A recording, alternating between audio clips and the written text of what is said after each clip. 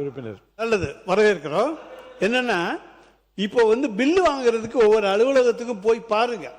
மாண்புமிகு அமைச்சர் அவர்களே, நீங்க ஏதாச்சும் போலீஸ் டிபார்ட்மெண்ட் அது உங்க கையில் இருக்கு பாருங்க. நீர்வளத்துறையிலே 3% கொடுத்தா தான் பில்லுன்னு சொல்லி சொல்றாங்க. பொதுப்பணித்துறையிலே 5% நீர்வளத்துறை அமைச்சர் மாண்பு பேரவைத்தலைவர் அவர்களே, அவர் ஆதாரத்துடன் சொல்லணும். அது பழைய காலம். அது இந்த காலத்துல ₹1 நாங்க வாங்கணும்னா இந்த இடத்துல நாங்க எங்களை உட்கார வைக்க மாட்டார் எங்களுடைய முதலமைச்சர். அதனால ஆதாரத்துடன் அவர் சொல்லணும்ன்றதை நான் கேட்டுக்கொள்கிறேன். இல்ல மாண்பு உறுப்பினர் அவர்கள், நீங்க வாயால பேசுறதெல்லாம் கரெக்ட்.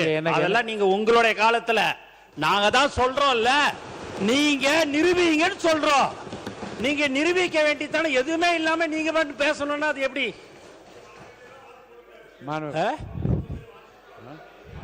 யாரு போட்டிருக்கிறா? எல்லாரும் நீ போடுறாங்க அப்படின்னாங்கன்னா நீங்க அதை அது ஆதாரத்துடன் நீங்க இருக்குதுன்னா நீங்க நிரூபிங்கன்னு தான் சொல்றோம். நீங்க எதுவுமே நீங்க என்னங்க நீங்க பில்லுக்குன்னு சொல்றீங்க, அதுக்கு இந்த மாதிரி பில்லுக்கு கொடுத்தாங்கன்னு சொல்லுங்க. அது ஏன்னா பழக தோஷமா இருந்திருக்கலாம்னு நான் நினைக்கிறேன். உறுப்பினர் ரகுபதி பேச ஆரம்பிங்க, தொடர்ந்து பேசுங்க. உங்க தோஷமா இருக்கலாம். நிதிநிலை அறிக்கை மீதும் வேளாண் தலைப்பு பேசுங்க. நீங்க